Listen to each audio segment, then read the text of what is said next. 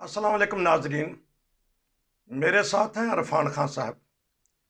पता करेंगे इमरान खान साहब का धरना जो मुरीद के से अब आगे बढ़ रहा है, जो इसके असरात हैं अंदरूनी तौर पे और बैरूनी तौर पे, क्योंकि हमारे वज़ीर आज़म चाइना भी जाना चाहते हैं, उसके बाद एक दो ममालिक में और जाएंगे। तो क्या असरात मुरतब होंगे, क्योंकि मुख्तलिफ चैनल वाले मुख्तलिफ खबरें देते हैं।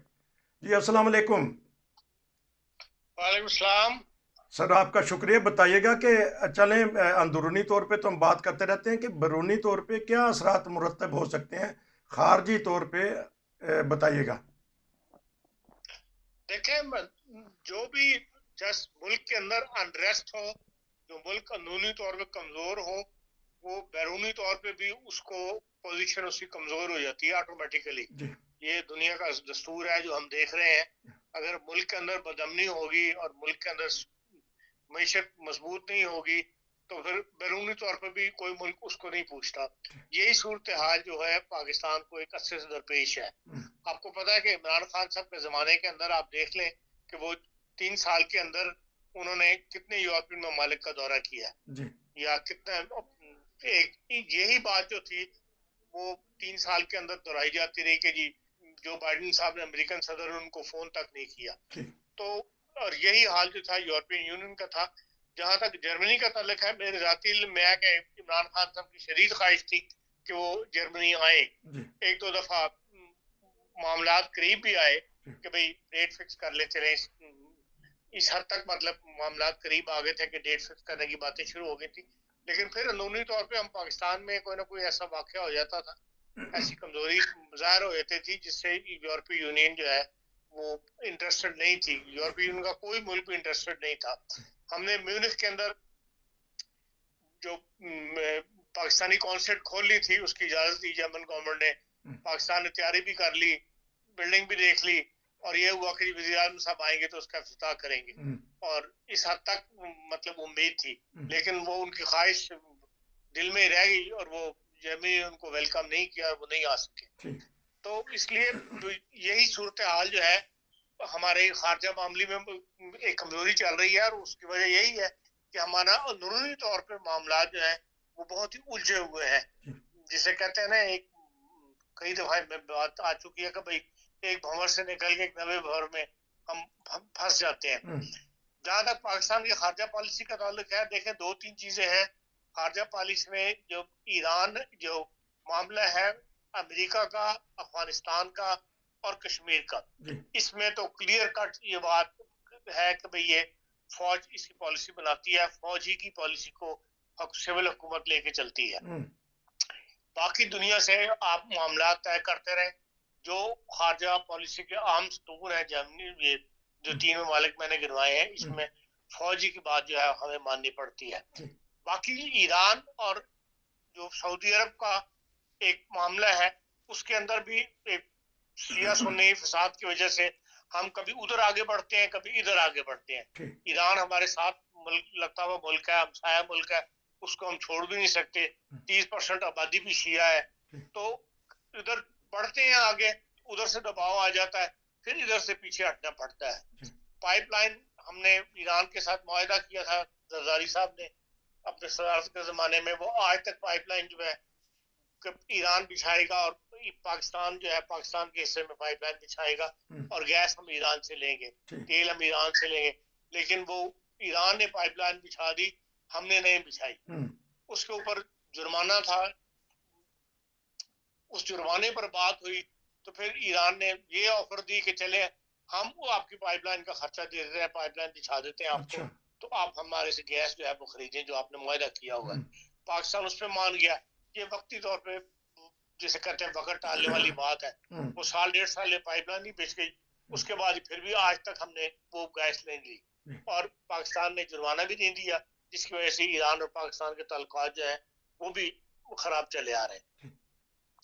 इसलिए कहीं भी हमारी खारजा पॉलिसी मजबूत नहीं है। जो एक नया स्टेप इमरान खान साहब ने उठाया था बगैर डिस्कस किए हुए वजारत खारजा से, वो मलेशिया और टर्की के साथ मिलकर एक नया ग्रुप जो बन रहा था एशिया में, उसमें साथ देने का था। उसके अंदर फिर सऊदी अरब नाराज हो गया, तो वो फिर हम پیچھے ہٹ گئے. سعودی عرب اس طرح ناراض ہوا کہ اس نے طیارہ میں جو دیا تھا عمران صاحب کو کہ اپنے ٹور کے اوپر امریکہ جا رہے تھے یونائٹڈ نیشن کے اندر خطاب کرنے کے لیے, تو وہ طیارہ انہوں نے آفر دی تھی کہ ہمارا طیارہ لے جائے, وہ طیارہ انہوں نے واپس منگوا لیا وہاں سے, اور پاکستان کے وزیر اعظم کو پھر عام پیسنجر ٹرپ اس مسافر جو طیارہ ہے اس سے آنا پڑا تھا. تو یہ اس قسم کے اونچ نیچ کے ساتھ جو ہے پاکستان کے وہ تعلقات چل رہے ہیں, خارجہ تعلقات, اور وہ ابھی تک کسی جسے کہنا چاہیے جس طرح ایک زمانے میں مضبوط خارجہ پالیسی پاکستان رکھتا تھا وہ آج کل نہیں ہے, اور اس کی وجہ جو ہے وہ پاکستان کے اندرونی حالات کی کمزوری بھی ہے. اس میں ایک فیکٹر یقیناً ہے جو پاکستان میں اندرونی حالات کے طور پر کمزور ہو رہے ہیں, اور اس وجہ سے پھر بیرونی دنیا بھی جو ہے ہماری طرف سے ہٹی ہوئی ہے. اچھا, اگلے حصے میں ہم اندرونی حالات پہ بات کریں گے. اس وقت بات ہو رہی ہے ناظرین خارجی معاملات میں. تو جنرل باجوہ بڑے انہوں نے دورے کیے ہیں, وہ جا کے راہ ہوا کرتے تھے. کبھی یہ ہوا ہے دنیا میں کہ چیف آف آرمی سٹاف وزیر اعظم سے پہلے جاتا ہے, وہ راستے کلیئر کرتا ہے. ہماری پالیسی اس طرح کی رہی ہے. دیکھیں پہلے یہ پالیسی نہیں تھی. جنرل باجوہ صاحب وہیں گئے ہیں جہاں پہ ایران میں اس نے عمران خان صاحب نے تعلقات خراب کیے وہاں پہ. اچھا, ممالک کے وہ ٹھیک کرنے کے لیے پھر باہر ایک تیسرے بندے کو جانا پڑتا ہے. جب وزیر اعظم سے ملک ناراض ہو اور ویلکم کرنے کے لیے وزیر اعظم کو تیار نہ ہو تو رستہ ہموار کرنے کے لیے پھر ظاہر ہے کہ کوئی نہ کوئی قوت سامنے آتی ہے. اب وزارت خارجہ میں تو اتنا کوئی بندہ کیلیبر کا نہیں ہے جس کا دنیا میں اتنا نام ہو کہ لوگ اس کے نام پر رسپیکٹ دیتے ہوں, اس بندے کی شخصیت کو اتنا احترام دیتی ہو دنیا کہ پوری دنیا ان کو جانتی ہو. تو ایسی کیفیت نہیں ہے. تو پھر ظاہر ہے کہ پھر سعودی عرب کے ساتھ معاملہ یہ ہے کہ بھئی ہماری فوج بھی انوالو رہتی ہے, تو ایک رسپیکٹ ہے فوج کی وہاں پہ, اور ان کو بھی یہ خیال رہتا ہے کہ کسی وقت بھی پاکستانی فوج کی ہمیں ضرورت پڑ سکتی ہے. تو اس لیے پھر وہ فوجی کی بات سن لیتے ہیں. اور وہ اصل میں تو بہت برا منایا تھا محمد بن سلمان نے کہ اس کی گھڑی انہوں نے جو مارکیٹ میں بیچ دی تھی. خود استعمال عام طور پہ جو تحفہ دیا جاتا ہے وہ تو پھر خود استعمال کرنے کے لیے ہوتا ہے یا حکومت کے میوزیم میں رکھنے کے لیے ہوتا ہے. اس کو مارکیٹ میں فروخت کر دینا, اس کا کہا جاتا ہے کہ بہت زیادہ محمد بن سلمان جو ہے بگڑ گئے تھے اس بات سے, اور وہ ویلکم کرنے کے لیے تیار نہیں تھے, اور ہمیں پیسے کی ضرورت تھی جو ہمیں بالکل ہی ہمارے پاس فارن ایکسچینج رکھوانے کے لیے. تو پھر اس لیے جو باجوہ صاحب جو ہے وہ وہاں سعودی عرب بھجوایا گیا تھا.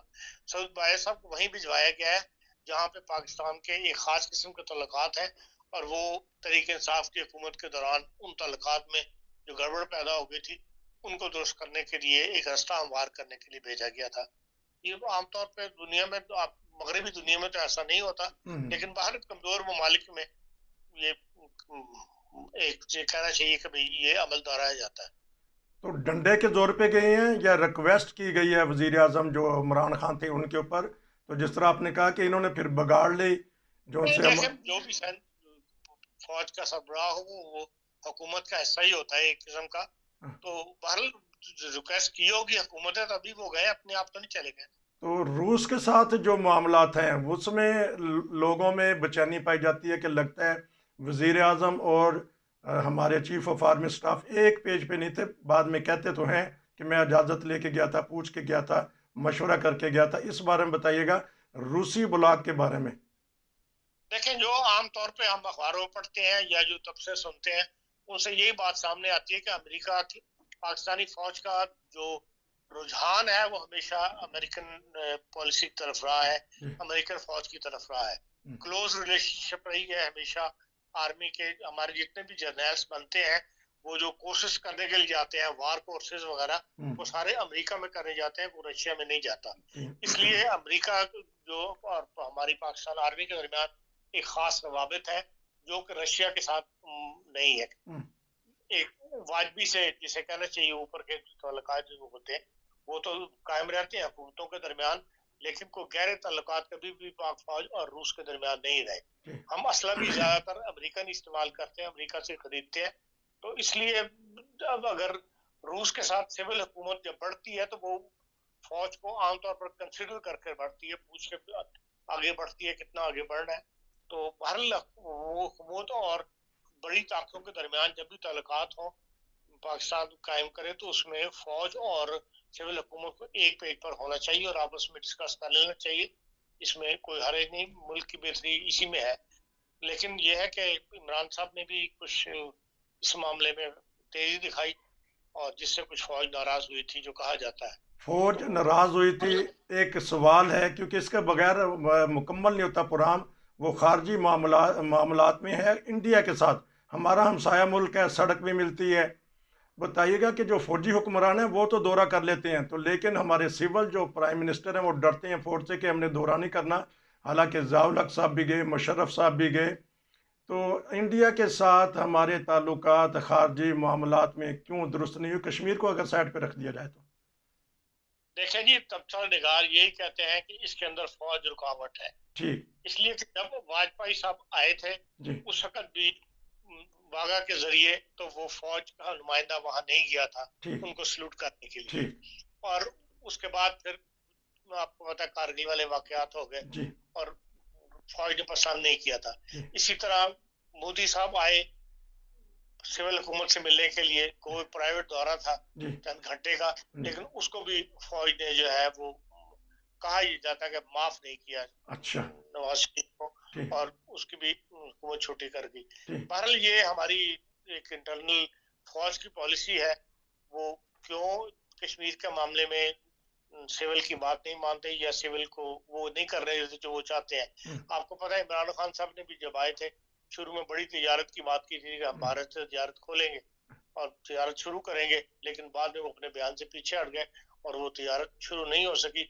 अरबों रुपए खर्च किए हैं भारत ने और अरबों रुपए खर्च किए हैं पाकिस्तान ने, और वाघा के ऊपर बाकायदा तिजारत के लिए एक अलग बॉर्डर बनाया गया है। जी। मैंने वो देखा है, वहां से मैं गुजरा हूँ देख के। तो ट्रकों के लिए कई सौ ट्रक वहां पे एक वक्त में पार्क हो सकता है। अच्छा। उनकी कस्टम ड्यूटी हो सकती है और सब कुछ किया गया था। एक पुरानी स्कीम के तहत ही ऐसे काम होते हैं कि जिसके अंदर के भाई पाक से तिजारत जो है बॉर्डर खुल जाएंगे, और उसको तो यही हमारी चाहती है, जो हमारे बिजनेस कम्युनिटी है वो यही चाहती है कि ये तिजारत खुलनी चाहिए। और अभी एक प्रोग्राम के अंदर बताया जा रहा था कि जनरल बाजवा साहब ने भी बाकायदा आर्मी के साथ एक सर्वे करवाया है कि आया अगर तिजारत खुल जाए तो उसमें किसका फायदा है, और उस सर्वे का रिपोर्ट में ये खुद मतलब अखबार रवीज ने बताई है एक प्रोग्राम के अंदर बात कि मैं उस प्रोग्राम उस मीटिंग में मौजूद था और बाजवा साहब के मुंह से मैंने ये बात सुनी कि मैंने सर्वे करवाया फौजियों के थ्रू, और उसके अंदर ये उन्होंने यही रिपोर्ट दी कि हमारा तिजारत करने में पाकिस्तान का फायदा है। लेकिन ये तो तिजारत फिर भी नहीं खुल सकी। बहरहाल और दूसरे फौजियों का हो सकता है मुमकिन है प्रेशर हो। पॉलिसी बहरहाल अभी तक यही है कि भारत के साथ जो है वो फर्क कायम रखा जाए, और कश्मीर की जब तक तफसीया नहीं होता उस वक्त तक जो है किसी किस्म की कोई लेन देन की कारोबार वगैरह जो भारत से ना किया जाए, जो आजकल के हालात को मुताबिक नहीं है, जो सूट नहीं करता। दुनिया के अंदर दुनिया में बड़ी बड़ी दुश्मनी है, लेकिन लोग तिजारत कर रहे हैं, कोरिया के साथ भी कर रहे हैं, चीन के साथ भी कर रहे हैं, और जो इख्तिलाफ है वो भी अपनी जगह कायम है। लेकिन यह है कि तिजारत फिर भी करके तो, और कम से कम आना जाना जो है पाकिस्तान और भारत के दरमियान, जो एक वक्त के अंदर जो फिल्म इंडस्ट्रीज के लोग थे, जो अदब के लोग थे, जो शायर थे, उनका खिलाड़ियों का आना जाना फ्री था, ताकि कुछ ना कुछ ताल्लुक जो है वो अवाम के दरमियान राब्ते का कायम रहे। अब तो वो भी खत्म हो चुका है। नाज़रीन, ये था खारजी मामलात में कामयाबियाँ और नाकामियाँ, बिलखसूस इमरान खान का दौर जो था, इस बारे में इरफान खान साहब ने बताया। हम प्रोग्राम के अगले हिस्से में पता करेंगे अंदरूनी मामलात और जो देखते हैं कि धरना या लॉन्ग मार्च किस सिमत में जा रहा है। खान साहब, इंशाल्लाह हम दूसरे प्रोग्राम में आपसे मिलते हैं। आपका बहुत शुक्रिया। अस्सलाम वालेकुम।